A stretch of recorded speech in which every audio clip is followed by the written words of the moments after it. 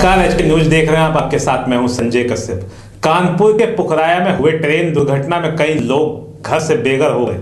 कई मासूमों के बच्चों के माता पिता का अभी तक कोई अता पता नहीं चला है। तो वहीं इस हादसे में जालौन के एक दंपत्ति ने भी अपनी जान गंवाई और बिहार निवासी शहर के एक दामाद की भी इस हादसे में मौत हो गई। कानपुर के पुखराहा में हुए ये दर्दनाक हादसा ये बयां करता है।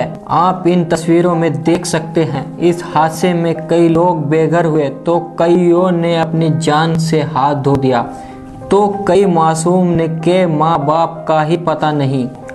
इस हादसे के बाद एनडीआरएफ की टीम के साथ साथ मिलिट्री और ऐसी कई संस्थाएं जुटी, जिन्होंने कटर की मदद से कईयों की डेड बॉडी निकाली और घायलों को कानपुर के अस्पताल पहुंचाने में मदद की। आपको बता दें, ये हादसा उस वक्त हुआ जब यात्रियों ने फर्स्ट की बैगी से आ रही आवाज़ को सुना, जिसके तुरंत बाद यात्रियों ने इसकी सूचना रेलवे को दी। लेकिन जानकारी के बावजूद भी रेलवे की तरफ से कोई ठोस कदम नहीं उठाया गया, जिससे ये गंभीर हादसा हो गया। आपको बता दें कि सबसे ज़्यादा नुकसान फर्स्ट और सेकंड की बैगी को हुआ। इस हादसे में मरने वालों की संख्या 135 के आंकड़े को पार कर गई है। कानपुर से एचके न्यूज के लिए सूर्य प्रकाश शर्मा की रिपोर्ट।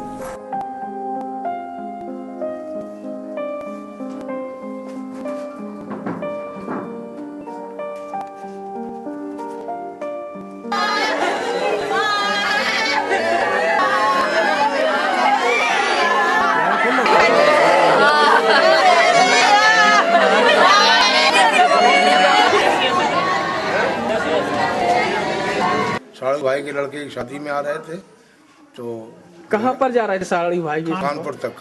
अच्छा, कहाँ पर नौकरी करते थे वो? इंदौर। ये हादसा जब हुआ तो आपको कैसे पता चला? ये टीवी से देख करके हम भगे, फिर एक्सीडेंट हो गया। तो नाती ने बोला बाबा जी एक्सीडेंट हो गया, जाओ। चले गए। हमें तो मिली नहीं अभी, अब डेड बॉडी अभी मिली है। 24 घंटे में नहीं मिल पाई। बहू की मिल गई कल 8 बजे, तो हम 6 बजे आ गए थे यहाँ घर पे। अभी मिली है, शायद लड़के कह रहे थोड़ा 2-3 घंटे रुको, हम आ रहे हैं लेकर के। ऐसा हुआ वहाँ पे, तो बड़ी परेशानी चल रही। हमसे रेलवे विभाग से कोई बात नहीं हुई। डीएम साहब से बात हुई थी, उन्होंने कहा निकलवा रहे आपका, उसमें होगा तो आप देख लेना। जिला प्रशासन, स्थानीय नागरिक भी इस काम में सहयोग कर रहे हैं। रेलवे की ओर से महाप्रबंधक मौके पर हैं, मेंबर इंजीनियरिंग और मेंबर मैकेनिकल अभी थोड़ी देर में आने वाले हैं। यहाँ के दोनों सांसद योगेंद्र सिंह बोले जी, भानु प्रताप वर्मा जी और हमारे जिलाध्यक्ष, विभिन्न सामाजिक राजनीतिक दलों के कार्यकर्ता इस काम में सहयोग कर उनका सबका आभारी। घटना प्राथमिक तौर पर देखने में जो लगता है वो रेल फ्रैक्चर दिखाई पड़ा। कारणों की जांच के बाद ही स्पष्ट रूप से कहा जा सकता है। एक बात मैं जरूर कहना चाहता हूँ कि जांच में जो भी दोषी पाया जाएगा, कठोर से कठोर कार्रवाई हम करेंगे।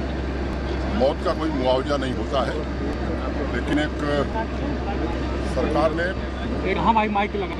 मृतकों के परिजनों को 3.5 लाख रुपया प्राथमिक तौर पर मुआवजा देने का ऐलान किया। मौत का कोई मुआवजा नहीं होता है। मौत का कोई मुआवजा नहीं होता है। मौत का कोई मुआवजा नहीं होता है, लेकिन एक सरकार ने मृतकों के परिजनों को 3.5 लाख रुपया प्राथमिक तौर पर मुआवजा देने का ऐलान किया रेल मंत्रालय की ओर से। गंभीर रूप से जो घायल हैं 50,000, सामान्य रूप से जो घायल हैं उन्हें 25,000। ट्रिब्यूनल से जो क्लेम मिलता है वो अलग से है। जो लोग घायल हैं उन्हें हम CHC में, और मैंने अभी निर्देश दिया है कि जरूरत हो तो कानपुर ले जाकर के अच्छे से अच्छे अस्पताल में अच्छी से अच्छी चिकित्सा कराई जाए। पूरा खर्च रेलवे वहन करेगी। हमारी प्राथमिकता राहत और बचाव में, ताकि जो लोग हैं उन्हें बचाया जा सके। मैं समझता हूँ आज इतना ही काफ़ी है। आपसे भी मेरा आग्रह है कि इस काम में सहयोग करिए। यूपी के फतेहपुर के पास एक किशनपुर गांव के एक बैंक में पैसे निकालने के लिए लगी लाइन में एक यूपी पुलिस की दबंगई सामने आई। इस पुलिस कर्मी ने ग्रामीणों पर ऐसे लाठियां बरसाई जिसको देखकर आप भी दंग रह जाएंगे।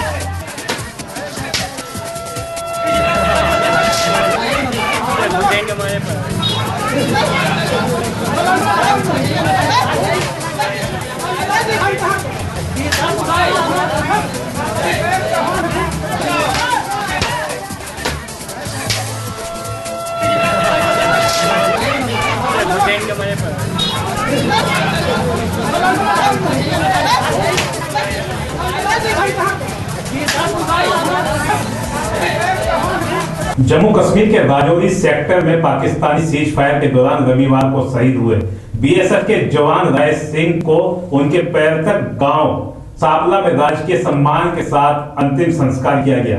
हरियाणा सरकार की ओर से श्रद्धांजलि देने पहुंचे परिवहन मंत्री कृष्ण लाल पंवार, सहकारिता मंत्री मनीष ग्रोवर ने शहीद परिवार को 20 लाख रुपए सरकारी नौकरी देने की भी घोषणा की।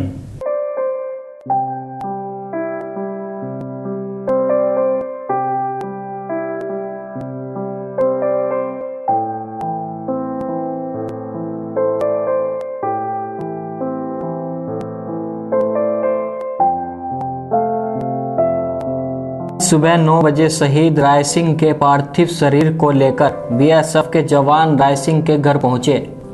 जैसे ही पार्थिव शरीर पहुंचा तो राय सिंह अमर रहे हिंदुस्तान जिंदाबाद के नारे से पूरा सांपला शहर गूंज उठा, जिसके परिवार वाले व ग्रामीणों ने शहीद के अंतिम दर्शन किए और राय सिंह अमर रहे के नारे के बीच शहीद की अंतिम यात्रा निकाली और नेशनल हाईवे पर नंबर 10 छोटू राम पॉलिटेक्निक के सामने नगर पालिका की जमीन शहीद राय सिंह को उनके बेटे हितेश ने मुखगिन दी।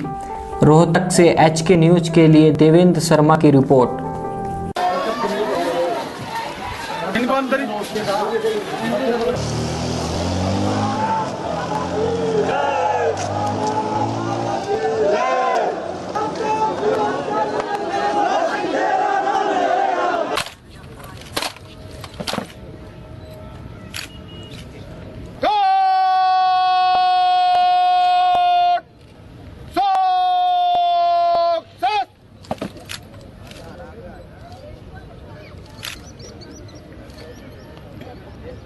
जिस काम के लिए फौज में भर्ती हुआ था, इसने तो अपनी जिम्मेदारी बड़ी बेखूबी से निभाई। दुश्मनों के दांत खटने अपने प्राण न्यौछावर किए। इसके लिए आज सारा देश इसको नमन करता है। लेकिन अब आगे सरकार की जिम्मेदारी है।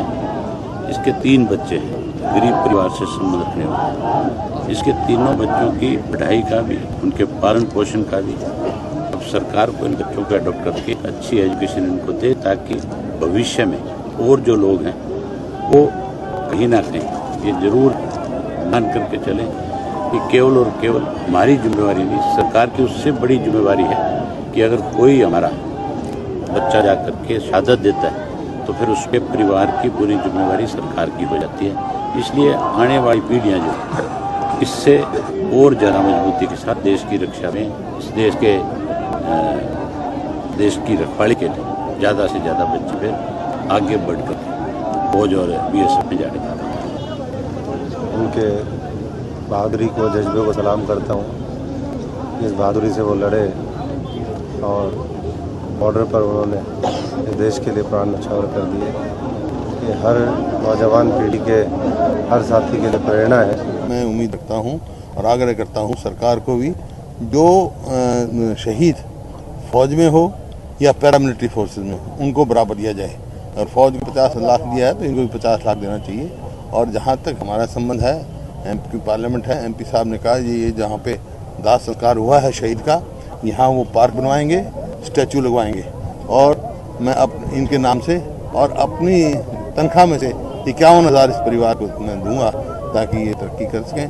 और जो, क्योंकि शहीदी की कोई कीमत नहीं होती है, शहीद देश के लिए कुर्बान होता है। जैसे मैंने कहा, जन्मभूमि और जननी 2 ऐसी हैं जिनकी रक्षा में जो भी अपने प्राण देता है वो सीधा स्वर्ग जाता है। राजौरी सेक्टर में तैनात था, वहाँ ये बैंकर में था। जब बॉर्डर पे सेलिंग होती है, जहाँ आरटी के घोड़े आते हैं, जहाँ फॉर्मेट होती है, तो हमारे पास जो बैंकर के अंदर होते हैं, बैंकर के अंदर लोकअप करते हैं। तो ये राय सिंह जो बैंकर के अंदर था, बैंकर के जिस बैंकर के अंदर था, दीवार के साथ घोड़ा गिरा और ये राय सिंह मौके पर शहीद हो गए। तो 3 जवान और जख्मी हो गए, जिसमें 2 अभी उधमपुर में है और एक की टांग काटी गई है। बाकी राय सिंह का तो आपको सबको पता है। राय सिंह का हमारे को फख्र है, मरना सभी ने है, लेकिन देश के लिए शहीद हुआ है। तिरंगा झंडे में किसी को मौका मिलता है। हरियाणा सरकार की तरफ से जो शहीद परिवार है उसकी सहतार्थ के लिए हम 20 लाख रुपए की राशि अनुदान देंगे और उनके परिवार को एक सरकारी नौकरी देंगे। और जिस स्थल पर उनका संस्कार किया जा रहा है यहाँ पर उनका स्टैचू का लगाया जाएगा। इसके अलावा यदि सांपला में 2 हमारे पार्क हैं, एक तो चेयरमैन साहब ने बताया कंप्लीट हो चुका है, एक का निर्माण होना है। तो नगर पालिका अपना सारा प्रोसेस पूरा करके शहीद राय सिंह के नाम से एक पार्क का नामकरण कर दिया जाएगा। शहीद हवलदार राय सिंह ने हमारे देश के लिए जो कुर्बानी दी है, मैं उनको सलाम करता हूं। जो हरियाणा से ही और रोहतक से हैं, ऐसे जवान हमेशा ही हमें देश के लिए जो निछावर होते हैं, पूरा भारत उन पर गर्व करता है। और जो पाकिस्तान हरकतें कर रहा है, ऊंची हरकतें कर रहा है, शायद पाकिस्तान ये समझ नहीं पा रहा, भारत की 125 करोड़ जनता को उसको समझ आना चाहिए। छिप छिप के वार नहीं करना चाहिए, अगर चुनौती है तो सामने आकर लड़ाई लड़। इस राय में हम सलाम। जालौन के कोतवाली उरई इलाके के विजयनगर में ट्रिपल मर्डर से सनसनी मच गई। सूचना मिलने पर एसपी और फोरेंसिक टीम मौके पर पहुंची और तफ्तीश शुरू कर दी। घटना के बारे में उस वक्त पता चला जब मृतक सुरेंद्र तिवारी के घर का फोन कोई नहीं उठा रहा था। इसके बाद मृतक की बड़ी बेटी हालचाल जानने के लिए जब घर पहुंची तो घर में बाहर से ताला लगा था। किसी तरह वो खिड़की से अंदर देखा तो वह सन रह गई। अंदर देखने पर पता चला कि तीनों की डेड बॉडी पड़ी है।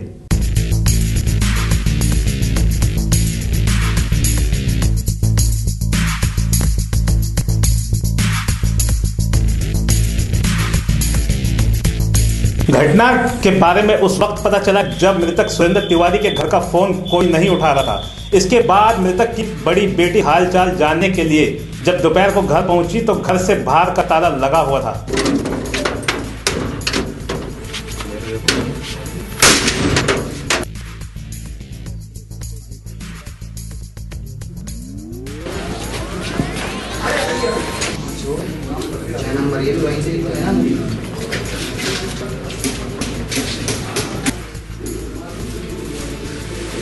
दुकान गए मैं को तो न कर रही जब पंखा चल रहा सूजी बोले कछु यार नहीं मिल रहा हमने कि ऐसा हो ही नहीं सका कि मम्मी कहूँ चली जाओ पापा डिम्पू घर न रहे वे दो घर रात कभी नहीं छोड़ती थी। हमने कुछ नहीं देखा। हम फोन कल से फोन मिला रहे हम अचानक आए। ये घटना लग रहा है 19/20 रात की हुई है और एक सुरेंद्र तिवारी, उनकी पत्नी अभिलाषा तिवारी और पुत्र कार्तिक जिसकी उम्र 25 है, इसकी जो है डेड बॉडी पाई गई और लगता है कुल्हाड़ी से और रॉड से मारा गया है। काफ़ी इन लोगों ने संघर्ष भी किया है। उसको जो है इसके बाद लगता है बाहर से चैनल बंद करके चले गए थे। आज ये संज्ञान मुझे हुआ तो इसको खोला गया और तीनों की डेड बॉडी अंदर पाई गई है। तीनों के 2 एक कमरे में थे और एक तीसरा बेटा तीसरे कमरे में था। अभी तक घटनास्थल में हम लोग जो देख रहे हैं तो यहाँ पर काफ़ी ड्रग्स के सामान मिल रहे हैं, जैसे कि कुछ स्मैक और जो है चरस थोड़ी बहुत मिली है और उससे चरस पीने के कागजात पेपर्स मिले हैं। और भी इसमें छानबीन चल रही है। हमारी फोरेंसिक टीम झांसी से भी आ रही है, यहाँ लोकल टीम लगी। इसके बाद हम पूरी निष्कर्ष पहुँचेंगे कि और क्या चीज़ें हो सकती हैं। और इसी खबर पर एसपी सिटी जालौन के जुड़ चुके हैं राकेश सिंह जी। राकेश जी, क्या है पूरा मामला? जालौन में एक ट्रिपल मर्डर की घटना हुई है। जालौन में उरई शहर में विजयनगर एक मोहल्ला है, उसमें एक पुरानी कॉलोनी है। उसमें सुरेंद्र तिवारी की पत्नी अभिलाषा तिवारी और कार्तिक तीनों की कल हत्या की सूचना मिली थी, जिसमें हम लोगों ने स्थिति को देखा और जाकर मौके पर निरीक्षण किया और उसमें हम लोग रिकवरी करने हमारी टीमें लगी हुई है और ये प्रकरण की जल्दी ही सुलझा लेंगे। फोरेंसिक टीम भी वहां पर पहुंची थी, आप भी वहां पर थे, तो पूरी तफ्तीश की गई। उसके बाद जो है क्या सामने आया? क्या किसी रंजिश के चलते हुए हत्या की गई है या कोई जमीनी विवाद रहा है? क्या वजह हो सकती है इसमें? प्रथम दृष्टया 2 बातें सामने आई थी। एक तो उनके जो बड़ा पुत्र था उसने आत्महत्या कर लिया था, उसकी बहू के परिवार के जन को नामजद किया है इन लोगों ने, मृतक के परिवार वालों ने। एक तो वो जो एंगल है। दूसरा जो है मृतक के परिवार जो है ये लोग जो है ड्रग्स के मामले जुड़े थे कि खिलाफ कई मुकदमे कायम थे लखनऊ में, झांसी में और मध्य प्रदेश में।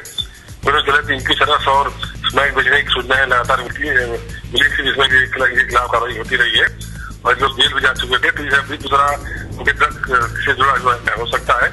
इन दोनों दृष्टिकोण से पुलिस काम कर रही है, जल्दी नतीजा सामने आएगा। कितने लोगों की टीम आपने इसमें लगाई है कि जिससे जल्दी से जल्दी हत्या का खुलासा किया जाए? इसमें 3 तरह से काम हो रहा है। एक तो जो नामजद लोग हैं उसके गतिविधि उनका टीम लगी हुई है। दूसरा जो है ड्रग्स से जुड़े हुए जो इनके रिलेशंस हैं उस पर काम हो रहा है। और तीसरी टीम हमारी जो है स्थानीय अपराधियों का, इसके अलावा कोई कारण तो नहीं रहता, उसमें 3 टीमें हमारी लगातार लगी हुई है और बहुत जल्दी हम इसे निकल पहुंचने वाले हैं। जैसा कि जांच के दौरान पता चला है कि इनके घर से ड्रग्स और चरस भी मिली है, तो उस पर आपका क्या कहना है? क्या इनके घर में कोई इस ड्रग्स को या चरस को कोई लेता था या कहीं जिसने इनकी हत्या की है या वो साथ लेकर आया है?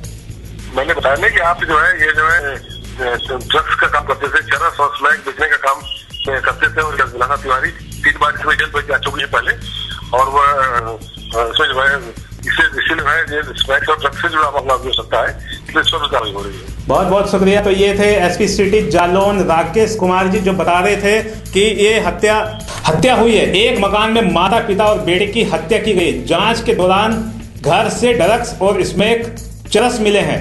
फिलहाल पुलिस मामले की तफ्तीश में जुट गई है।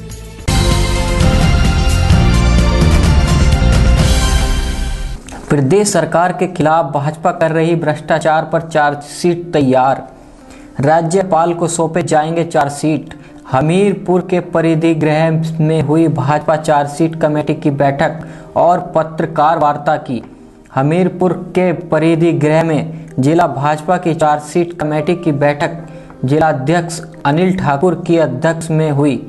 प्रदेश भाजपा की तरफ से हमीरपुर जिला की चार्जशीट कमेटी के प्रभारी एवं श्री नैना देवी विधानसभा के विधायक रणधीर शर्मा भी बैठक में उपस्थित रहे।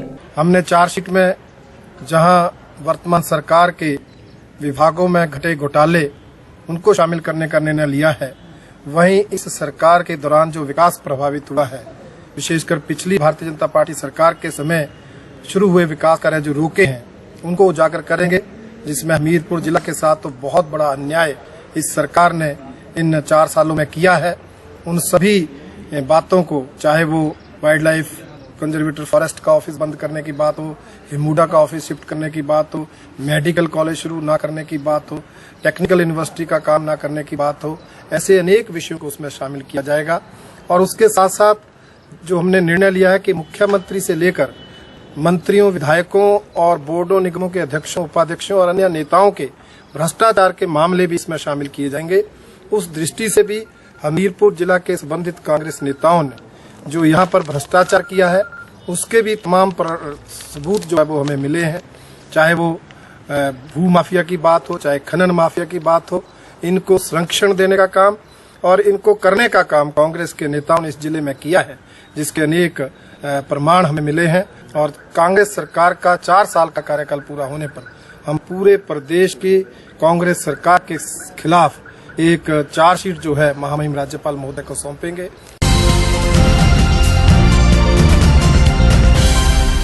पीडब्ल्यूडी विद्यागृह के पीछे सेक्टर 2 व रेस्ट हाउस के सामने सेक्टर 9 के निर्माण के लिए हुड्डा विभाग ने सोमवार को सेक्शन 9 के तहत लोगों को नोटिस जारी कर दिए हैं, जिसका आगामी फैसले को लेकर सेक्टर 2 के लोगों को 8 दिसंबर व सेक्टर 9 के लोगों को 9 दिसंबर के रेस्ट हाउस पर बुलाया गया है। नोटिस लेने वालों की होड़ लगी हुई है और कुछ ही लोगों के इंतकाल न होने के कारण नोटिस नहीं मिल रहे हैं, जिससे उनको परेशानी का सामना करना पड़ रहा है। सेक्टर 9 और सेक्टर 2 के नोटिस दिए जा रहे हैं और इसमें एक बड़ी समस्या आई हुई है कि इन्होंने जमाबंदी पहले ली, यानी नई जमाबंदी के हिसाब से जिन लोगों के प्लाट हैं उनको अभी तक अनिश्चितता में है कि पैसे हमें मिलेंगे या मालिकों के। नई जमाबंदी के हिसाब से कोई रिकॉर्ड नहीं है, मिल नहीं रहा। जो जिन्होंने 3 साल पहले भी रजिस्ट्री करवा रखी है, उनका इस रिकॉर्ड में कोई नाम नहीं आ रहा। मालिकों के नाम जमीन खड़ी है और थोड़ा इसलिए सरकार को चाहिए कि जिनके प्लाट हैं उन्हीं को पेमेंट। मैंने यहाँ प्लाट लिए हुए हैं, कहाँ पर? 4 दिवारी के अंदर, राजस्थान स्टेशन से अगली तरफ। हमें ये पता नहीं था कि इस जमीन तो पहले सर्वे हो चुका है, कभी हमारे सामने कोई सर्वे नहीं हुआ इसका। अब बाद में जैसी ज़मीन ले ली गई 2013 में हमने इसकी रजिस्ट्री और इंतकाल करवाए हुए अपने नाम, और 2013 में ही इन्होंने ये एक्वायर की है, जिसके तहत उन्होंने सेक्शन 6 के नोटिस दे रखे थे अब इन्होंने सेक्शन 9 के नोटिस दिए हैं, जबकि हमने 6 के नोटिस दिए थे जब हमने कोर्ट में चले गए सेक्शन 4 के नोटिस पे। हमारा कोर्ट केस चल रहा है और उस टाइम रेट जो था 90 लाख रुपए वो था, मतलब रेट जो होता है ये सरकारी रेट रजिस्ट्री का, और अब जो है 1 करोड़ 10 लाख रुपए का रेट है। और हमने ज़मीन ली हुई है 7,000 रुपये गज, 7,000 रुपये गज के हिसाब से। तो इस हिसाब से हमें पैसे दे सरकार तो एक्वायर कर ले बेशक हम देने के लिए तैयार है। और अब ये कोर्ट केस चल रहा है, जो कोर्ट डिसीजन करेगा, कोर्ट डिसीजन के बाद भी डिक्लेयर होगा भी क्या है। जो प्लाटों के मालिक है ना, एक दिन की हाईकोर्ट में केस चल रहे हैं, वो पेंडिंग है अभी, उनका पोजेशन नहीं लेंगे हम जब तक हाईकोर्ट का स्टे है। नोटिस ऐसा न कॉलोनी काट दी, इंतकाल कराते नहीं, ये है ना, इंतकाल कराओ हम अमल कर देंगे इसमें। हम तो रेवेन्यू तहसील से रिकॉर्ड देखते हैं ना, हमारे पास रेवेन्यू रिकॉर्ड नहीं होता। जो इंतकाल हो रहे ना यार रेवेन्यू में, उनका तो हमने ले लिया। जिन्होंने अपने इंतकाल नहीं कराए म्यूटेशन, वो तो वो देंगे ना, फिर वो मंजूर करा लिया। अगर किसी ने ये बात कही है कि हमारा नाम जमाबंदी में नहीं आया, तो हमारे नोटिस में वो ले आए, हमारे संज्ञान में लाओ कि उनका नाम क्यों नहीं आया, उनके यहाँ विरासत का इंतकाल होना है या व्यय का इंतकाल होना है या कोई और किसी कारणों से उनका नाम नहीं आया, वो आके हमें बताए तो उसका हम रेवेन्यू रिकॉर्ड चेक करेंगे और उसमें अगर कोई कमी है तो उसको दुरुस्त करेंगे। और अगर किसी ने कोई ज़मीन खरीद रखी है, उसका म्यूटेशन नहीं हुआ तो वो अपना म्यूटेशन करवाए। किसी का कोई बुजुर्ग गुजर गया और अगर उसका विरासत का इंतकाल नहीं हुआ तो वो आकर बताए हमें कि हमारे फलां बुजुर्ग गुजर गए, उसके इतने वारसान हैं, हम उनका इंतकाल करेंगे, रिकॉर्ड में उसको उनका नाम आ जाएगा। लेकिन वो आकर बताए हमें तब हो सकता है।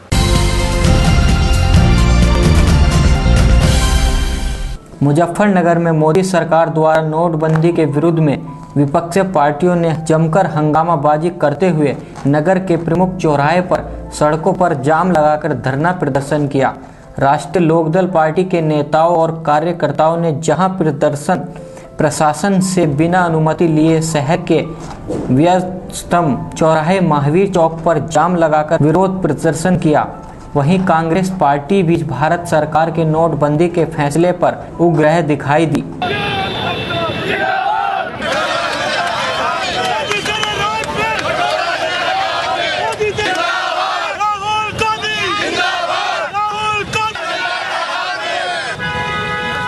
आज राष्ट्रीय लोकदल द्वारा जो धरना दिया जा रहा है, 9 तारीख को शाम को माननीय प्रधानमंत्री जी ने 500 और 1000 की नोटबंदी की घोषणा की।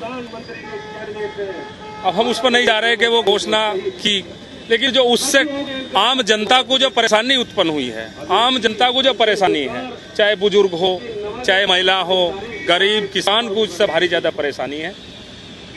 हमारी ये मांग है कि करेंसी बैंकों में तत्काल उपलब्ध कराई जाए, क्योंकि बैंकों में बहुत लंबी लंबी भीड़। अब प्रधानमंत्री जी घोषणा करके पूरे देश को लाइन में लगा के अपने आप तो जापान चले गए, हाथ हिला के हवाई जहाज में बैठ कर हाथ हिला के चले जाते हैं, और सारा देश लाइनों में लगा हुआ है। आज ये प्रदर्शन हमने किया है कि मोदी तेरे राज में कटोरा जनता के हाथ में, इसे लेकर हमने प्रदर्शन किया है। जनता तबाह है, दुख हो, जनता बहुत ज़्यादा कठिनाई में है, इसे लेकर हम प्रदर्शन कर रहे हैं। जो शादियाँ हो रही हैं वे रुकी पड़ी हैं, कोई भी कार्य सब रुके पड़े हैं और लोग लाइन में भरे पड़े हैं, भूखे प्यासे हैं। सब काम छोड़कर ये काम और दे दिया है मोदी जी ने इनके हाथों में। और जबकि बड़े लोगों का लगातार कर्जा माफ हो रहा है, 7,000 करोड़ रुपए मालिया के माफ कर दिए गए हैं। बड़े लोगों का ब्याज 1,10,000 करोड़ का, बड़े लोगों का जो पूंजीपति है उनका ब्याज माफ कर दिया गया है। इससे जनता को क्या मिलने वाला है? जनता को रोटी चाहिए, कपड़ा चाहिए, ये सामान चाहिए, उसे जीवन जीने का एक अधिकार मिलना चाहिए। ये सब छीन लिया गया है, ये तो तानाशाही हो रही है। आप देख रहे हैं उत्तराखंड का पहला ऑनलाइन चैनल HK न्यूज।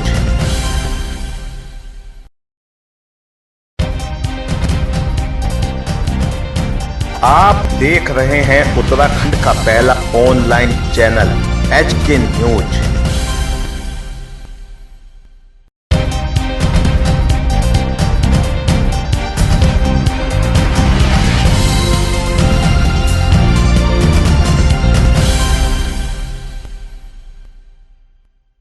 नमस्कार, एचके न्यूज देख रहे हैं आप। आपके साथ मैं हूं संजय कश्यप।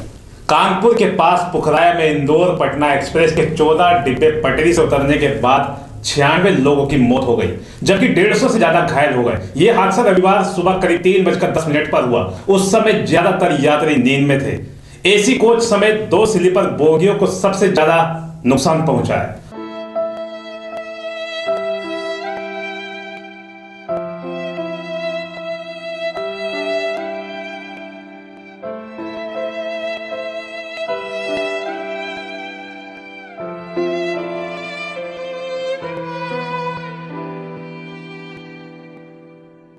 ये है इंदौर पटना एक्सप्रेस की वो ट्रेन जिसने 96 लोगों को मौत की आगोश में हमेशा के लिए सुला दिया। इन लोगों को ये भी नहीं पता था कि इस ट्रेन का सफ़र इनका आखिरी सफ़र होगा। ये ट्रेन इंदौर से पटना के लिए रवाना हुई थी। इससे पहले कि ये ट्रेन पटना पहुंचती, रात करीब 3:05 पर पुखराया में इस ट्रेन के ड्राइवर को एक जर्क की आवाज़ सुनाई दी। इससे पहले कि इस ट्रेन का ड्राइवर कुछ समझ पाता, एक एक कर ट्रेन के सभी 14 डब्बे पटरी से उतर गए और अफरा तफरी मच गई। इस हादसे में 96 लोगों ने अपनी जान से हाथ धो दिया, जिसमें 150 लोग से ज़्यादा घायल हो गए। घायलों को कानपुर के जिला अस्पताल में भर्ती कराया गया है। वहीं बात करें रेल मंत्री सुरेश प्रभु की, तो रेल मंत्री ने एक बार फिर से 96 लोगों की मौत पर मुआवजे का मरहम लगाना शुरू कर दिया है। तो वहीं यूपी सरकार भी पीछे नहीं रही। यूपी सरकार भी मृतकों को 5-5 लाख और घायलों को 50-50 हजार का मुआवजा देने की घोषणा कर रही है। अब देखना ये होगा कि सरकार अपने वादे पर कब तक कायम रहती है। कानपुर से एचके न्यूज के लिए सूर्य प्रकाश शर्मा की रिपोर्ट।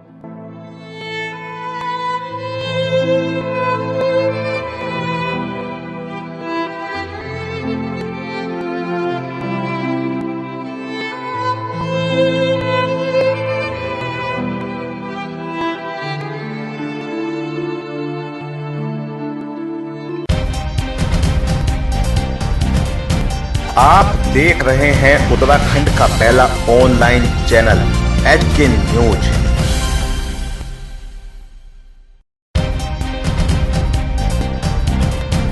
आप देख रहे हैं उत्तराखंड का पहला online channel HK news.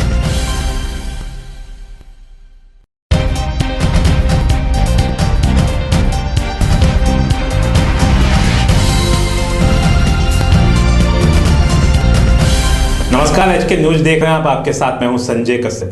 Kanpur के पुखराया में हुए ट्रेन दुर्घटना में कई लोग घर से बेघर हो गए। कई मासूमों के बच्चों के माता पिता का अभी तक कोई अता पता नहीं चला है। तो वहीं इस हादसे में जालौन के एक दंपत्ति ने भी अपनी जान गंवाई और बिहार निवासी शहर के एक दामाद की भी इस हादसे में मौत हो गई। कानपुर के पुखराया में हुए ये दर्दनाक हादसा ये बयां करता है। आप इन तस्वीरों में देख सकते हैं। इस हादसे में कई लोग बेघर हुए तो कईयों ने अपनी जान से हाथ धो दिया, तो कई मासूम ने के माँ बाप का ही पता नहीं। इस हादसे के बाद एनडीआरएफ की टीम के साथ साथ मिलिट्री और ऐसी कई संस्थाएं जुटी, जिन्होंने कटर की मदद से कईयों की डेड बॉडी निकाली और घायलों को कानपुर के अस्पताल पहुंचाने में मदद की। आपको बता दें, ये हादसा उस वक्त हुआ जब यात्रियों ने फर्स्ट की बैगिंग से आ रही आवाज़ को सुना, जिसके तुरंत बाद यात्रियों ने इसकी सूचना रेलवे को दी। लेकिन जानकारी के बावजूद भी रेलवे की तरफ से कोई ठोस कदम नहीं उठाया गया, जिससे ये गंभीर हादसा हो गया। आपको बता दें कि सबसे ज़्यादा नुकसान फर्स्ट और सेकंड की बैगी को हुआ। इस हादसे में मरने वालों की संख्या 135 के आंकड़े को पार कर गई है। कानपुर से एचके न्यूज के लिए सूर्य प्रकाश शर्मा की रिपोर्ट।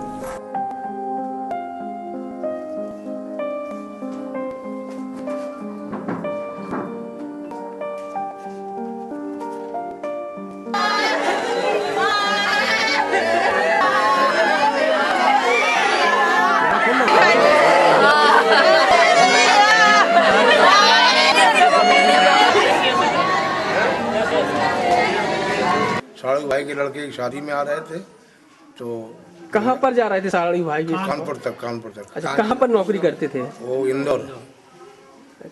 ये हादसा जब हुआ तो आपको कैसे पता चला? ये टीवी से देख करके हम भगे कि एक्सीडेंट हो गया। तो नाती ने बोला बाबा जी एक्सीडेंट हो गया, चाचा वो चले गए। हमें तो मिली नहीं, अभी डेड बॉडी अभी मिली है, 24 घंटे में नहीं मिल पाई। बहू की मिल गई कल 8 बजे, तो हम 6 बजे आ गए थे यहाँ घर पे, अभी मिली है। शायद तो लड़के कह रहे थोड़ा 2-3 घंटे रुको, हम आ रहे हैं लेकर के। ऐसा वो वहाँ पे तो बड़ी परेशानी चल रही। हमसे रेलवे विभाग से कोई बात नहीं हुई, डीएम साहब से बात हुई थी, उन्होंने कहा निकलवा रहे आपका, उसमें होगा तो आप देख लेना। जिला प्रशासन, स्थानीय नागरिक भी इस काम में सहयोग कर रहे हैं। रेलवे की ओर से महाप्रबंधक मौके पर है, मेंबर इंजीनियरिंग और मेंबर मैकेनिकल अभी थोड़ी देर में आने वाले हैं। यहाँ के दोनों सांसद देवेंद्र सिंह बोलेंगे, भानु प्रताप वर्मा जी और अनेक नागरिक, हमारे जिलाध्यक्ष, विभिन्न सामाजिक राजनीतिक दलों के कार्यकर्ता भी इस काम में सहयोग उनका सबका आभारी। घटना प्राथमिक तौर पर देखने में जो लगता है वो रेल फ्रैक्चर दिखाई पड़ा है। कारणों की जांच के बाद ही स्पष्ट रूप से कहा जा सके। एक बात मैं जरूर कहना चाहता हूँ कि जांच में जो भी दोषी पाया जाएगा कठोर से कठोर कार्रवाई हम करेंगे। मौत का कोई मुआवजा नहीं होता है, लेकिन एक सरकार ने मृतकों के परिजनों को 3.5 लाख रुपया प्राथमिक तौर पर मुआवजा देने का ऐलान किया। मौत का कोई मुआवजा नहीं होता है, मौत का कोई मुआवजा नहीं होता है, मौत का कोई मुआवजा नहीं होता है, लेकिन एक सरकार ने मृतकों के परिजनों को 3.5 लाख रुपया प्राथमिक तौर पर मुआवजा देने का ऐलान किया रेल मंत्रालय की ओर से। गंभीर रूप से जो घायल हैं 50,000, सामान्य रूप से जो घायल हैं उन्हें 25,000। ट्रिब्यूनल से जो क्लेम मिलता है वो अलग से है। जो लोग घायल हैं उन्हें हम CHC में, और मैंने अभी निर्देश दिया है कि जरूरत हो तो कानपुर ले जाकर अच्छे से अच्छे अस्पताल में अच्छी से अच्छी चिकित्सा कराई जाए। पूरा खर्च रेलवे वहन करेगी। हमारी प्राथमिकता राहत और बचाव में, ताकि जो लोग हैं उन्हें बचाया जा सके। मैं समझता हूँ आज इतना ही काफ़ी है। आपसे भी मेरा आग्रह है कि इस काम में सहयोग करिए। यूपी के फतेहपुर के पास एक किशनपुर गांव के एक बैंक में पैसे निकालने के लिए लगी लाइन में एक यूपी पुलिस की दबंगई सामने आई। इस पुलिस कर्मी ने ग्रामीणों पर ऐसे लाठियां बरसाई जिसको देखकर आप भी दंग रह जाएंगे।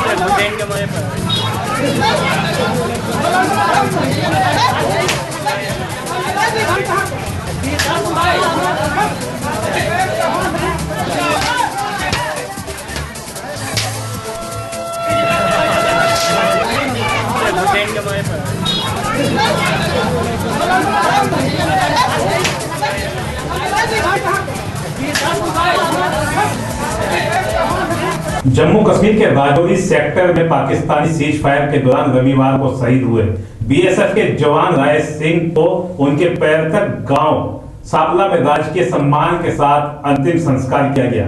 हरियाणा सरकार की ओर से श्रद्धांजलि देने पहुंचे परिवहन मंत्री कृष्ण लाल पंवार, सहकारिता मंत्री मनीष ग्रोवर ने शहीद परिवार को 20 लाख रुपए में सरकारी नौकरी देने की भी घोषणा की।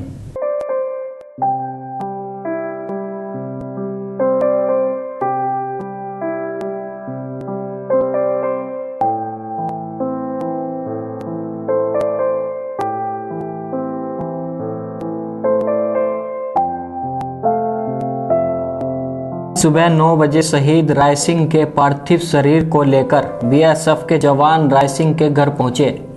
जैसे ही पार्थिव शरीर पहुंचा तो राय सिंह अमर रहे, हिंदुस्तान जिंदाबाद के नारे से पूरा सांपला शहर गूंज उठा, जिसके परिवार वाले व ग्रामीणों ने शहीद के अंतिम दर्शन किए और राय सिंह अमर रहे के नारे के बीच शहीद की अंतिम यात्रा निकाली और नेशनल हाईवे पर नंबर 10 छोटू राम पॉलिटेक्निक के सामने नगर पालिका की जमीन शहीद राय सिंह को उनके बेटे हितेश ने मुखगिन दी। रोहतक से HK न्यूज के लिए देवेंद्र शर्मा की रिपोर्ट।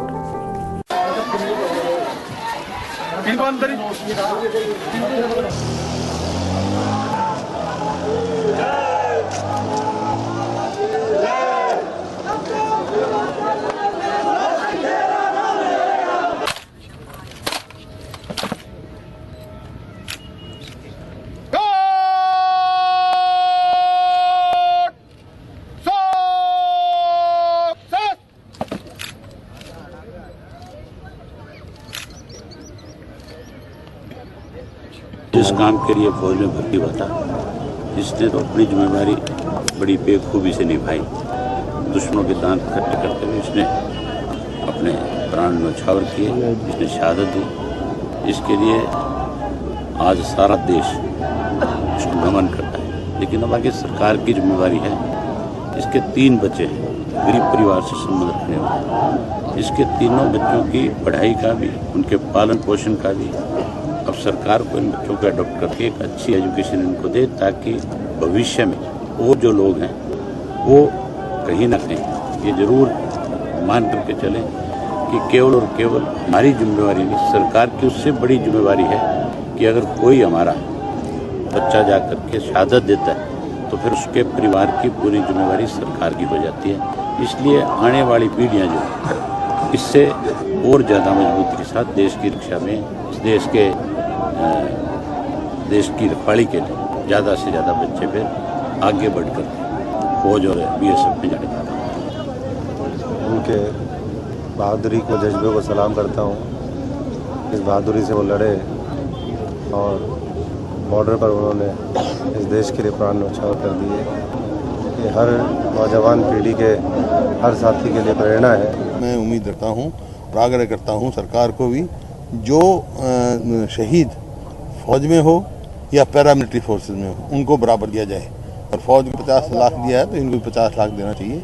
और जहाँ तक हमारा संबंध है, MP पार्लियामेंट है, MP साहब ने कहा ये जहाँ पे दाह संस्कार हुआ है शहीद का, यहाँ वो पार्क बनवाएंगे, स्टैचू लगवाएंगे।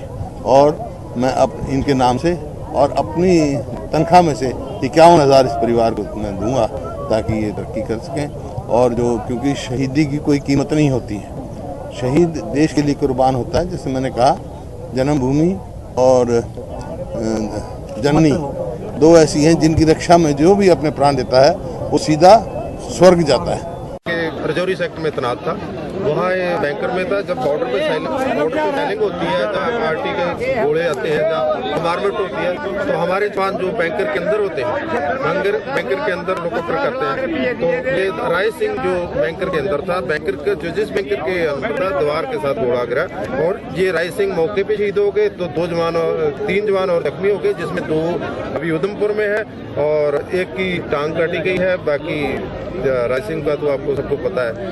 राय सिंह का हमारे को फख्र है, मरना सभी ने है, लेकिन देश के लिए शहीद हुआ है। तिरंगा झंडे में किसी को मौका मिलता है। हरियाणा सरकार की तरफ से जो शहीद परिवार है उसकी सहायता के लिए हम 20 लाख रुपए की राशि अनुदान देंगे और उनके परिवार को एक सरकारी नौकरी देंगे।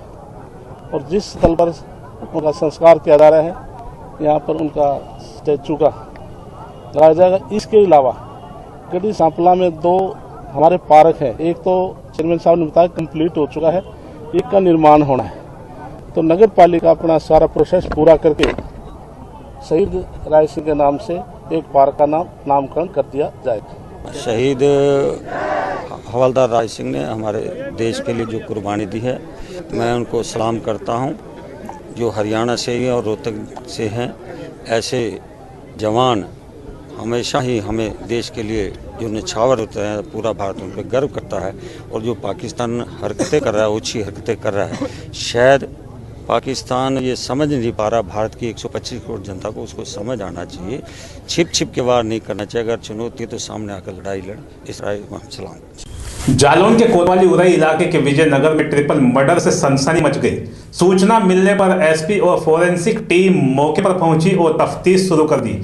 घटना के बारे में उस वक्त पता चला जब मृतक सुरेंद्र तिवारी के घर का फोन कोई नहीं उठा रहा था। इसके बाद मृतक की बड़ी बेटी हालचाल जानने के लिए जब घर पहुंची तो घर में बाहर से ताला लगा था।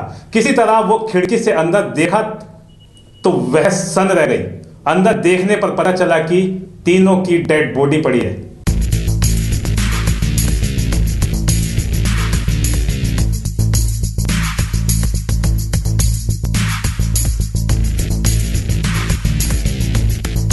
घटना के बारे में उस वक्त पता चला जब मृतक सुरेंद्र तिवारी के घर का फोन कोई नहीं उठा रहा था। इसके बाद मृतक की बड़ी बेटी हालचाल जानने के लिए जब दोपहर को घर पहुंची तो घर से बाहर का ताला लगा हुआ था।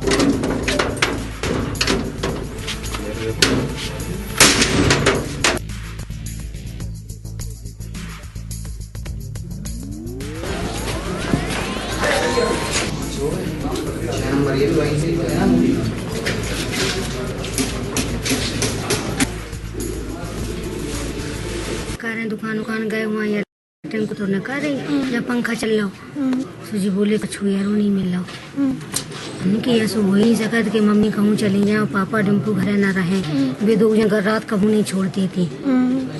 हमने कुछ नहीं देखा, हम फोन कल से फोन में ला रहे समाचार ना का है। ये घटना लग रहा है 19/20 की रात की हुई है और एक सुरेंद्र तिवारी, उनकी पत्नी अभिलाषा तिवारी और पुत्र कार्तिक जिसकी उम्र 25 है, इसकी जो है डेड बॉडी पाई गई और लगता है कुल्हाड़ी से और रॉड से मारा गया है। काफ़ी लोगों संघर्ष भी किया है उसको जो है। इसके बाद लगता है बाहर से चैनल बंद करके चले गए थे। आज ये संज्ञान जब हुआ तो इसको खोला गया और उनकी तीनों की डेड बॉडी अंदर पाई गई है। तीनों के दो एक कमरे में थे और एक तीसरा बेटा तीसरे कमरे में था। अभी तक घटनास्थल में जो देख रहे हैं तो यहाँ पर काफ़ी ड्रग्स के सामान मिल रहे हैं, जैसे कि कुछ स्मैक और जो है चरस थोड़ी बहुत मिली है और उसके चरस पीने के कागजात पेपर्स मिले हैं और फिर इसमें छानबीन चल रही है। हमारी फोरेंसिक टीम झांसी से भी आ रही है, यहाँ की टीम लगी। इसके बाद हम पूरी निष्कर्ष पहुँचेंगे कि और क्या चीज़ें हो सकती हैं। और इसी खबर पर एसपी सिटी जालौन के जुड़ चुके हैं राकेश सिंह जी। राकेश जी, क्या है पूरा मामला? जालौन में एक ट्रिपल मर्डर की घटना हुई है। जालौन में हो रही शहर में ये नगर एक मोहल्ला है, उसमें एक पुरानी कॉलोनी है, उसमें एक सुरेंद्र तिवारी, उनकी पत्नी अभिलाषा तिवारी और कार्तिक, तीन लोगों की कल हत्या की सूचना मिली थी, जिस पर उन्होंने स्थिति को देखा और जाकर मौके पर निरीक्षण किया और उस पर हम लोग कार्रवाई कर हमारी टीम में लगी हुई है और ये प्रकरण जल्दी ही सुलझा देंगे। फोरेंसिक टीम भी वहां पर पहुंची थी, आप भी वहां पर थे, तो पूरी तफ्तीश की गई। उसके बाद जो है क्या सामने आया? क्या किसी रंजिश के चलते हुए हत्या की गई है या कोई जमीनी विवाद रहा है? क्या वजह हो सकती है? इसमें प्रथम दृष्टया दो बातें सामने आई थी। एक तो उनके जो बड़ा पुत्र था उसने आत्महत्या कर लिया था, उसकी बहू के परिवार जन को नामजद किया है इन लोगों ने, मृतक के परिवार वालों ने। एक तो जो एंगल है, दूसरा जो है मृतक के परिवार जो है ये लोग जो है ड्रग्स के मामले जुड़े थे कि खिलाफ कई मुकदमे कायम थे लखनऊ में, झांसी में और मध्य प्रदेश में। उन्हें चला कि इनकी चरस और स्मैक बेचने की सूचनाएं लगातार मिली थी, जिसमें इनके खिलाफ कार्रवाई होती रही है और जो जेल में जा चुके थे। अभी दूसरा से जुड़ा जो हो सकता है, दोनों दृष्टिकोण से पुलिस काम कर रही है, जल्दी नतीजा सामने आएगा। कितने लोगों की टीम आपने इसमें लगाई है कि जिससे जल्दी से जल्दी हत्या का खुलासा किया जाए? इसमें तीन तरह से काम हो रहा है। एक तो जो नामजद लोग हैं उनके गतिविधि पर की मलाई लगी हुई है, दूसरा जो है ड्रग्स से जुड़े हुए जो इनके रिलेशंस हैं उस पर काम हो रहा है और तीसरी टीम हमारी जो स्थानीय अपराधियों पर इसके अलावा कोई कारण तो नहीं होता था, उसमें 3 टीम हमारी पहरा लगी हुई है और बहुत जल्दी हम इसे निष्कर्ष पहुंचने वाले हैं। जैसा कि जांच के दौरान पता चला है कि इनके घर से ड्रग्स और चरस भी मिली है, तो उस पर आपका क्या कहना है? क्या इनके घर में कोई इस ड्रग्स को या चरस को कोई लेता था या कहीं जिसने इनकी हत्या की है वो साथ लेकर आया है? मैंने बताया कि आप जो है ये जो है ड्रग्स का काम करते थे, चरस और स्मैक बेचने का काम करते थे और ये अभिलाषा तिवारी 3 बार इसमें जेल में जा चुकी है पहले और वह इसमें जो है इसीलिए स्मैक और ड्रग्स से जुड़ा मामला भी हो सकता है, इसलिए इस पर विचार हो रही है। बहुत बहुत शुक्रिया। तो ये थे एसपी सिटी जालौन राकेश कुमार जी, जो बता रहे थे कि ये हत्या हुई है। एक मकान में माता पिता और बेटे की हत्या की गई। जांच के दौरान घर से ड्रग्स और स्मैक चरस मिले हैं। फिलहाल पुलिस मामले की तफ्तीश में जुट गई है।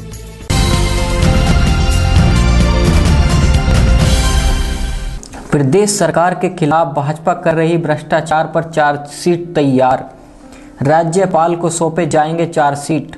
हमीरपुर के परिधि गृह में हुई भाजपा चार्जशीट कमेटी की बैठक और पत्रकार वार्ता की। हमीरपुर के परिधि गृह में जिला भाजपा की चार्जशीट कमेटी की बैठक जिलाध्यक्ष अनिल ठाकुर की अध्यक्ष में हुई। प्रदेश भाजपा की तरफ से हमीरपुर जिला की चार्जशीट कमेटी के प्रभारी एवं श्री नैना देवी विधानसभा के विधायक रणधीर शर्मा भी बैठक में उपस्थित रहे। हमने चार्जशीट में जहां वर्तमान सरकार के विभागों में घटे घोटाले उनको शामिल करने का निर्णय लिया है, वहीं इस सरकार के दौरान जो विकास प्रभावित हुआ है, विशेषकर पिछली भारतीय जनता पार्टी सरकार के समय शुरू हुए विकास कार्य जो रुके हैं उनको उजागर करेंगे, जिसमें हमीरपुर जिला के साथ तो बहुत बड़ा अन्याय इस सरकार ने इन 4 सालों में किया है। उन सभी बातों को, चाहे वो वाइल्ड लाइफ कंजर्वेटर फॉरेस्ट का ऑफिस बंद करने की बात हो, हिमुडा का ऑफिस शिफ्ट करने की बात हो, मेडिकल कॉलेज शुरू ना करने की बात हो, टेक्निकल यूनिवर्सिटी का काम ना करने की बात हो, ऐसे अनेक विषयों को उसमें शामिल किया जाएगा। और उसके साथ साथ जो हमने निर्णय लिया है कि मुख्यमंत्री से लेकर मंत्रियों, विधायकों और बोर्डों, निगमों के अध्यक्षों, उपाध्यक्षों और अन्य नेताओं के भ्रष्टाचार के मामले भी इसमें शामिल किए जाएंगे।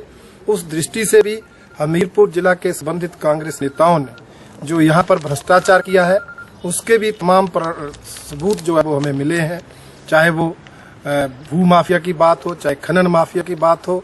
इनको संरक्षण देने का काम और इनको करने का काम कांग्रेस के नेताओं ने इस जिले में किया है, जिसके अनेक प्रमाण हमें मिले हैं। और कांग्रेस सरकार का 4 साल का कार्यकाल पूरा होने पर हम पूरे प्रदेश की कांग्रेस सरकार के खिलाफ एक चार्जशीट जो है महामहिम राज्यपाल महोदय को सौंपेंगे।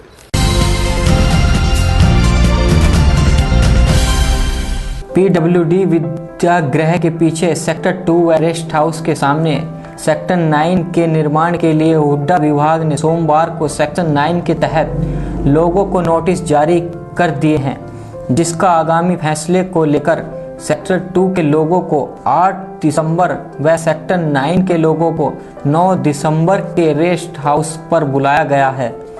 नोटिस लेने वालों की होड़ लगी हुई है और कुछ ही लोगों के इंतकाल न होने के कारण नोटिस नहीं मिल रहे हैं, जिससे उनको परेशानी का सामना करना पड़ रहा है। सेक्टर 9 और सेक्टर 2 के नोटिस दिए जा रहे हैं, पर इसमें एक बड़ी समस्या आई हुई है कि इन्होंने जमाबंदी पहले ली, यानी नई जमाबंदी के हिसाब से जिन लोगों के प्लाट हैं उनको अभी तक अनिश्चितता में है कि पैसे हमें मिलेंगे या मालिकों के। नई जमाबंदी के हिसाब से कोई रिकॉर्ड नहीं है, मिल नहीं रहा। जो इन्होंने 3 साल पहले भी रजिस्ट्री करवा रखी है, उनका इस रिकॉर्ड में कोई नाम नहीं आ रहा।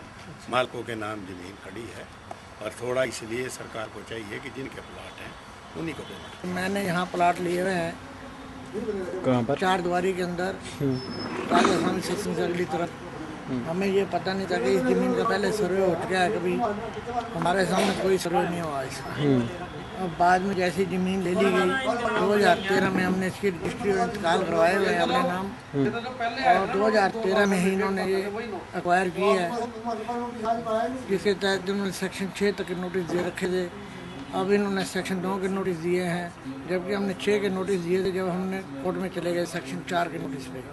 हमारा कोर्ट केस चल रहा है और उस टाइम रेट जो था 90 लाख रुपए वो था, मतलब रेट जो होता है ये सरकारी रेट रजिस्ट्री का, और अब जो है 1 करोड़ 10 लाख रुपए का रेट है।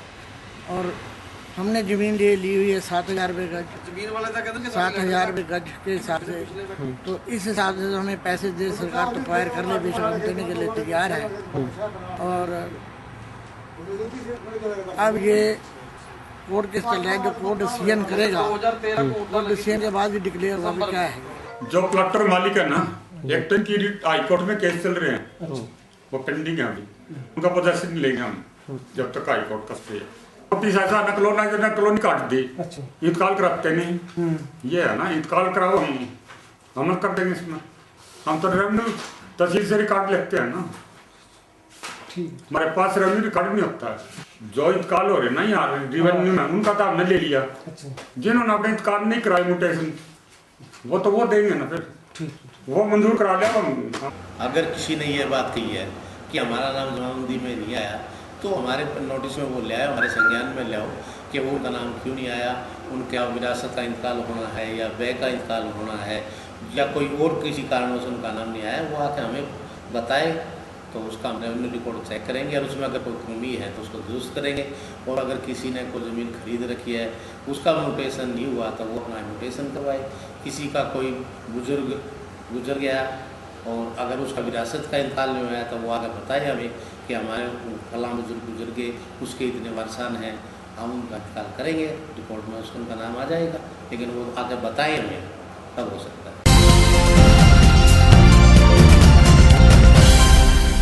मुजफ्फरनगर में मोदी सरकार द्वारा नोटबंदी के विरुद्ध में विपक्षी पार्टियों ने जमकर हंगामाबाजी करते हुए नगर के प्रमुख चौराहे पर सड़कों पर जाम लगाकर धरना प्रदर्शन किया।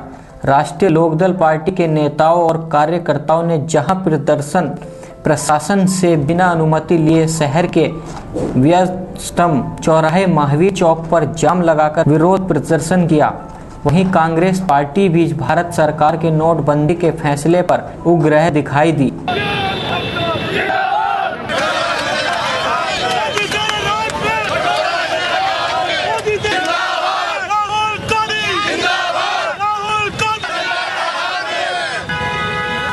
आज राष्ट्रीय लोकदल द्वारा जो धरना दिया जा रहा है, 9 तारीख को शाम को माननीय प्रधानमंत्री जी ने 500 और 1000 की नोटबंदी की घोषणा की। अब हम उस पर नहीं जा रहे कि वो घोषणा की, लेकिन जो उससे आम जनता को जो परेशानी उत्पन्न हुई है, आम जनता को जो परेशानी है, चाहे बुजुर्ग हो, चाहे महिला हो, गरीब किसान को उससे भारी ज़्यादा परेशानी है। हमारी ये मांग है कि करेंसी बैंकों में तत्काल उपलब्ध कराई जाए, क्योंकि बैंकों में बहुत लंबी लंबी भीड़। अब प्रधानमंत्री जी घोषणा करके और पूरे देश को लाइन में लगा के अपने आप तो जापान चले गए, हाथ हिला के हवाई जहाज में बैठ हाथ हिला के चले जाते हैं। आज सारा देश लाइनों में लगा हुआ है। आज ये प्रदर्शन हमने किया है कि मोदी तेरे राज में, कटोरा जनता के हाथ में, इसे लेकर हमने प्रदर्शन किया है। जनता तबाह है, दुख जनता बहुत ज़्यादा कठिनाई में है, इसी लेकर हम प्रदर्शन कर रहे हैं। जो शादियाँ हो रही हैं वे रुकी पड़ी हैं, कोई भी कार्य सब रुके पड़े हैं और लोग लाइन में मरे पड़े हैं, भूखे प्यासे हैं। सब काम छोड़कर ये काम और दे दिया है मोदी जी ने इनके हाथों में। और जबकि बड़े लोगों का लगातार कर्जा माफ हो रहा है, 7,000 करोड़ रुपए माल्या के माफ कर दिए गए हैं। बड़े लोगों का ब्याज 1,10,000 करोड़ का, बड़े लोगों का जो पूंजीपति है उनका ब्याज माफ कर दिया गया है। इससे जनता को क्या मिलने वाला है? जनता को रोटी चाहिए, कपड़ा चाहिए, सामान चाहिए, उसे जीवन जीने का एक अधिकार मिलना चाहिए। ये सब छीन लिया गया है, ये तो तानाशाही हो रही है।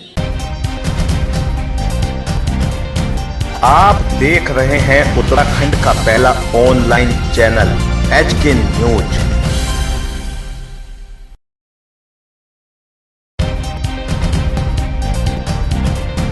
आप देख रहे हैं उत्तराखंड का पहला ऑनलाइन चैनल HK न्यूज।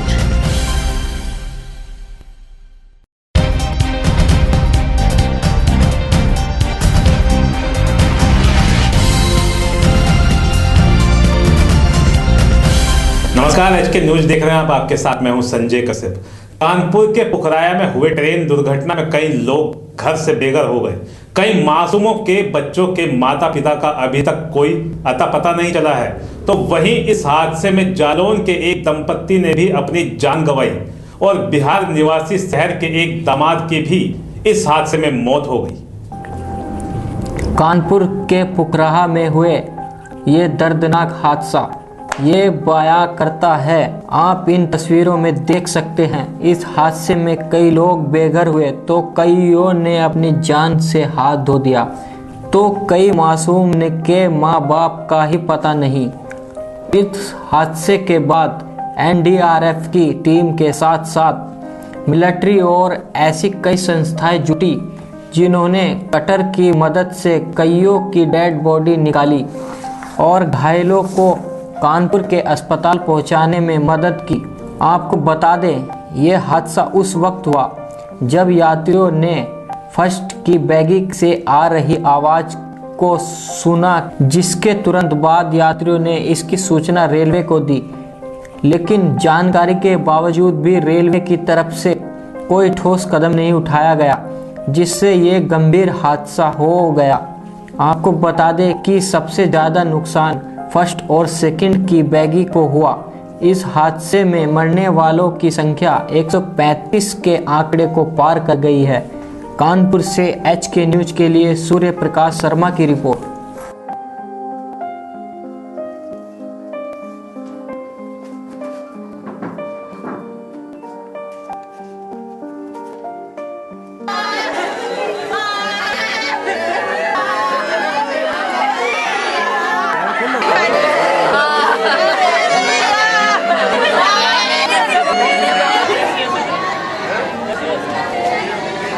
साड़ू भाई के लड़के की शादी में आ रहे थे तो कहाँ पर जा रहे थे साड़ू भाई जी? कानपुर तक।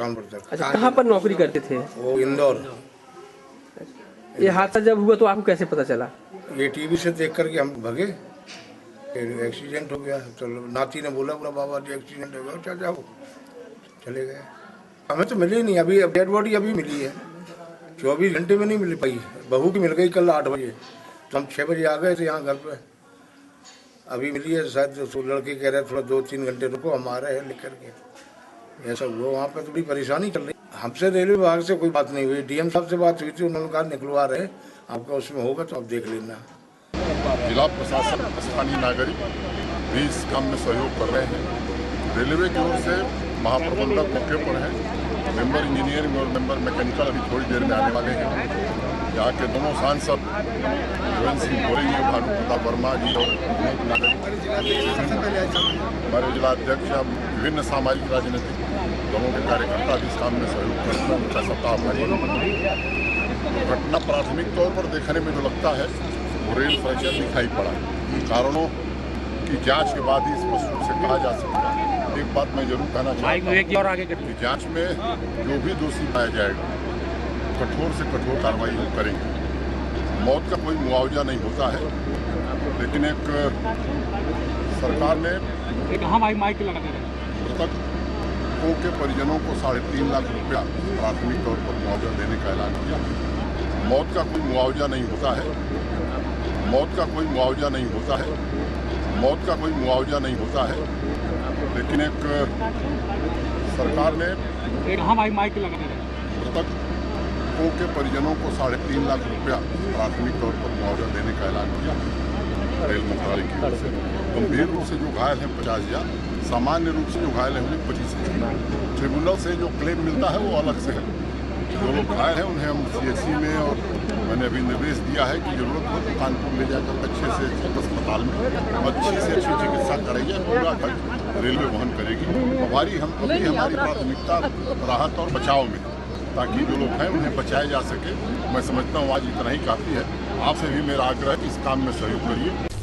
यूपी के फतेहपुर के पास एक किशनपुर गांव के एक बैंक में पैसे निकालने के लिए लगी लाइन में एक यूपी पुलिस की दबंगई सामने आई। इस पुलिस कर्मी ने ग्रामीणों पर ऐसे लाठियां बरसाई जिसको देखकर आप भी दंग रह जाएंगे।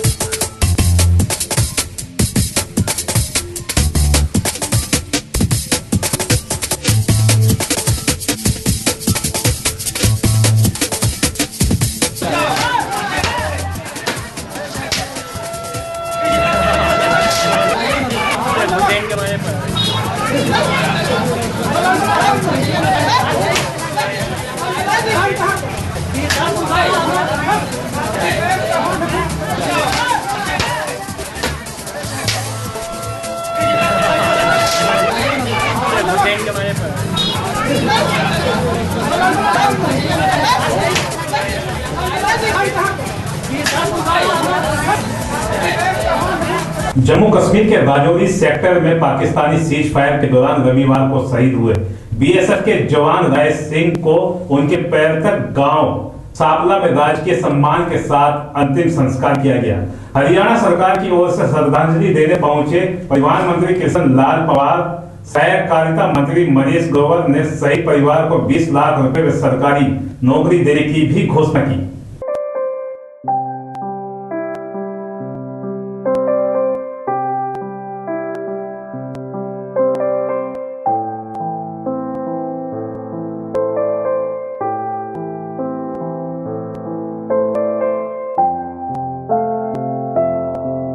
सुबह 9 बजे शहीद राय सिंह के पार्थिव शरीर को लेकर बीएसएफ के जवान राय सिंह के घर पहुंचे। जैसे ही पार्थिव शरीर पहुंचा तो राय सिंह अमर रहे, हिंदुस्तान जिंदाबाद के नारे से पूरा सांपला शहर गूंज उठा, जिसके परिवार वाले व ग्रामीणों ने शहीद के अंतिम दर्शन किए और राय सिंह अमर रहे के नारे के बीच शहीद की अंतिम यात्रा निकाली और नेशनल हाईवे पर नंबर 10 छोटू राम पॉलिटेक्निक के सामने नगर पालिका की जमीन शहीद राय सिंह को उनके बेटे हितेश ने मुखगिन दी। रोहतक से HK न्यूज के लिए देवेंद्र शर्मा की रिपोर्ट।